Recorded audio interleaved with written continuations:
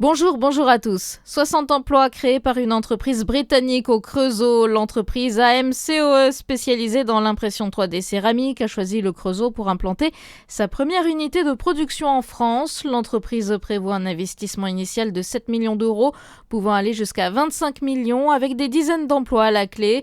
Installation prévue dès la fin d'année pour un démarrage en 2027.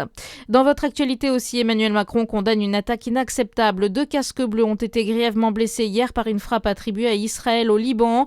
Le chef de l'État s'est entretenu avec son homologue libanais alors que la guerre vient d'entrer dans son 8e jour au Moyen-Orient. Israël affirme avoir lancé des frappes de grande ampleur sur Téhéran et d'y répondre ce matin à une attaque de missiles.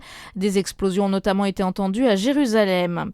Anne Vigneault veut rassurer ses habitants dans une lettre ouverte. La maire sortante, candidate aux prochaines élections municipales à la mairie, revient notamment sur la crise internationale déclenchée par la guerre en Iran et les conséquences sur Besançon, écrit-elle, des conséquences qui seraient, selon elle, diminuées grâce à plusieurs mesures mises en place par la mairie.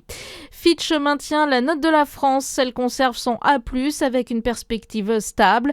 L'agence de notation américaine avait été la première en septembre dernier à l'avoir dégradée en raison des incertitudes budgétaires. Dans le Jura, à l'occasion demain de la Journée internationale des droits des femmes, les clubs sportifs se mobilisent, à commencer par le tir sportif Champagnolet.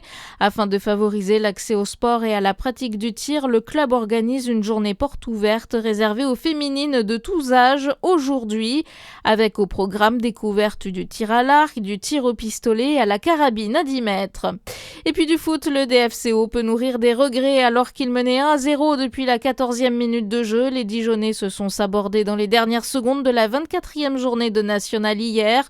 Concarneau a pu égaliser, match nul 1-1. Bonne journée sur Fréquence Plus.